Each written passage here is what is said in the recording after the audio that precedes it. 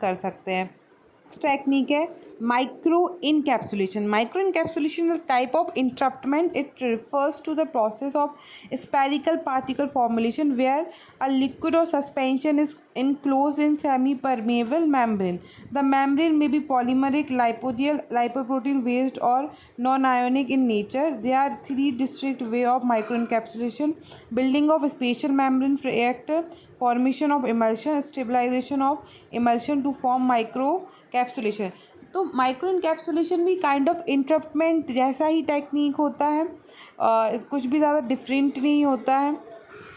इसमें बस कोटिंग होती है एंजाइम की पे, एंजाइम के ऊपर इस पर कोटिंग होती है, या हम इसे किसी डिस्पर्स करा सकते हैं किसी लिक्विड और सस्पेंशन में, लाइक इनक्लोज करा सकते हैं सेमी परमेबल मेम्ब्रेन पे। Then covalent bonding. Covalent bond we know that कि कोवलेंट बॉन्ड के थ्रू हमारा जो एंजाइम है उस पर्टिकुलर कैरियर या सरफेस पे जाके बॉन्ड बनाएगा और फर्दर रिएक्शन में पार्टिसिपेट नहीं करेगा, और then we can reuse that enzyme. Then after last technique है क्रॉस लिंकिंग। क्रॉस लिंकिंग में क्या होता है कि हम कोई रिएजेंट यूज़ करते हैं, रिएजेंट की यूज़ के थ्रू हम कोई जिगजैग मूवमेंट लाइक इंट्रैप्ट करते हैं एंजाइम को विद जिगजैग मूवमेंट के थ्रू, जिससे एंजाइम उस सरफेस पे स्टिक रहता है और मूवेबल नहीं होता है। ग्लूटाल्डिहाइड is the most extensively used cross linking reagent. तो इस टेक्निक के थ्रू भी आप एंजाइम को इमूवेबल बना सकते हैं और हम रीयूज़ करने के लिए फर्दर यूज़ कर सकते हैं। आफ्टर दैट यूजेस इंडस्ट्रीज़ में एंजाइम इमोबिलाइजेशन का क्या यूज़ है, क्या यूजेस हैं। तो there is a medical, food, detergent, textile and pharmaceutical industries में हम एंजाइम इमोबिलाइजेशन टेक्निक को यूज़ कर सकते हैं। यहाँ पर एक डायग्राम भी दिया हुआ है जिसमें हमने चार पाँच जितनी भी टेक्निक्स जो भी हमने डिस्कस किया उसके बारे में बताया गया है कि कैसे एंजाइम सरफेस पे स्टिक होता है, कैसे वो इमूवेबल होता है। Thank you so much. Hello, my name is Ayushi Jain. I am assistant professor in Pahalwan Gurudeen College of Science and Technology. Today we are discussing enzyme immobilization. So first of all, हम समझेंगे कि enzyme क्या होता है। Enzymes are protein that act as a biological catalyst by accelerating chemical reaction. As we know enzyme participate करते हैं reactions में, या तो रिएक्शन में पार्टिसिपेट करते हैं और उनकी रेट को इंक्रीज़ या डिक्रीज़ कर सकते हैं।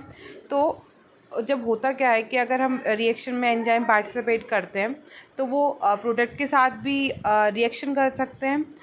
तो इसीलिए प्रोडक्ट के साथ जब एंजाइम रिएक्ट करता है तो प्रोडक्ट और एंजाइम दोनों ही वेस्ट होते हैं। इसीलिए हम कुछ टेक्निक के थ्रू एंजाइम को या तो रीयूज़ करने के लिए टेक्निक्स होती हैं जिसके थ्रू आप क्या कर सकते हैं कि एंजाइम को रीयूज़ कर सकते हैं। तो ऐसी कुछ टेक्निक जो एंजाइम इमोबिलाइजेशन में होती हैं। एंजाइम इमोबिलाइजेशन का मतलब ही यही है कि एंजाइम मूवेबल ना हो, मतलब जो जहाँ पर भी वो पार्टिसिपेट कर रहा है वहाँ पर वो स्टिक रहे उस सरफेस पर, और बाद में फर्दर हम डिफरेंट रिएक्शंस के लिए भी उस एंजाइम को यूज़ कर सकें। एंड ये सारी टेक्निक्स एंजाइम की स्टेबिलिटी और फंक्शनल के लिए हेल्पफुल होते। We have various advantages of immobilized enzyme. तो क्या क्या एडवांटेजेस हैं वो हम यहाँ पर देखेंगे। First is stable and more efficient in function. ज़्यादा स्टेबल होता है और फंक्शन ज़्यादा एफिशिएंट होता है फर्दर यूज़ करने के लिए। Reuse second can be reused again and again. हम इसको एंजाइम को दूसरे फर्दर रिएक्शंस के लिए रीयूज़ कर सकते हैं।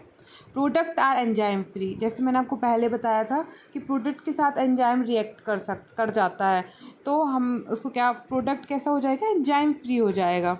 Ideal for multi enzyme reaction system. Control of enzyme function is easy.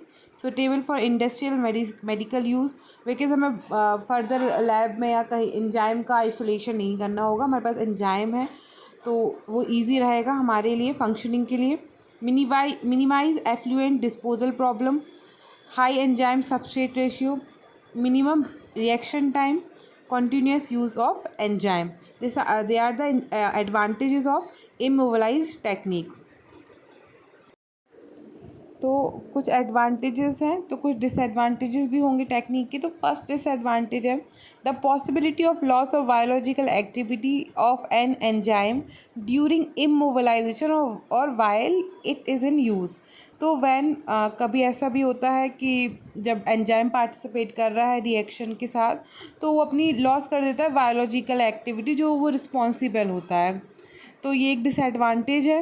Then है immobilization is an expensive affair often requiring equipment, मतलब लाइक कि थोड़ी सी एक्सपेंसिव टेक्निक है। Second, some enzyme become unstable after immobilization. तो kind of some enzymes होते हैं जो आफ्टर इमोबिलाइजेशन अनस्टेबल हो जाते हैं। तो some kind of disadvantage we have discuss. Then after कुछ टेक्निक्स होती हैं जिसके थ्रू हम एंजाइम को उसकी सरफेस पे स्टिक करते हैं और फर्दर रीयूज़ करने के लिए फर्दर हम उसको रीयूज़ करते हैं। तो कुछ टेक्निक्स के थ्रू आप क्या करते हैं कि जब एंजाइम रिएक्शन में पार्टिसिपेट करता है तो उसको उसकी पर्टिकुलर प्लेस पे आप उसे स्टिक कर देते हैं कुछ टेक्निक्स के थ्रू कि वो रिएक्शन में पार्टिसिपेट ना करे, प्रोडक्ट के साथ रिएक्ट ना करे। तो हमारे पास कुछ टेक्निक्स हैं। First is adsorption, second entrapment, third micro encapsulation, cross linking, covalent bonding. तो फर्स्ट है एड्जॉर्प्शन। एड्जॉर्प्शन टेक्निक होती क्या है? तो एड्जॉर्प्शन टेक्निक में एक कैरियर हम लेते हैं पॉलीमर का और उस पर हम एंजाइम को एड्जॉर्ब कराते हैं, लाइक अ बॉन्ड के थ्रू हम उसे एंजाइम को उसकी सरफेस पे, उस कैरियर सरफेस पे बॉन्ड कराते हैं, बाइंडिंग के थ्रू उसको उस सरफेस पे स्टिक करते हैं, जिससे वो क्या करता है फर्दर पार्टिसिपेट नहीं करता है रिएक्शन में और ऐसे हम उसको फर्दर रीयूज़ कर सकते हैं। ऑप्शन टेक्निक में हमने क्या देखा कि एक कैरियर मॉलिक्यूल होता है जो कि ऑर्गेनिक इनऑर्गेनिक मटेरियल्स का बना हुआ होता है। उसके थ्रू हम वॉन वाल्स फोर्स के थ्रू या हाइड्रोजन बॉन्ड के थ्रू उस कैरियर सरफेस पे एड्जॉर्प्शन के थ्रू एंजाइम को बाइंड कराते हैं। बाइंड कराने से होता क्या है कि आफ्टर एंजाइम प्रोसीजर है जो रिएक्शन उसमें पार्टिसिपेट नहीं करता है। तो इस तरीके से आप एंजाइम को स्टिक करा सकते हो सरफेस पे। सेकंड आता है आपका entrapment. Enzyme can be immobilize by physical entrapment inside a polymer और जेल मैट्रिक्स। तो इसमें हम करते क्या, एक मैट्रिक्स प्रिपेयर करते हैं पॉलीमर की और जेल की, और उसमें जो एंजाइम है उसको इंट्रैप्ट करके या उसको स्टिक करके उस पूरे मैट्रिक्स में फंसा के उसको रखते हैं, जिससे कि एंजाइम पार्टिसिपेट नहीं कर पाता है फर्दर रिएक्शन में और हम उसे फिर से रीयूज़ कर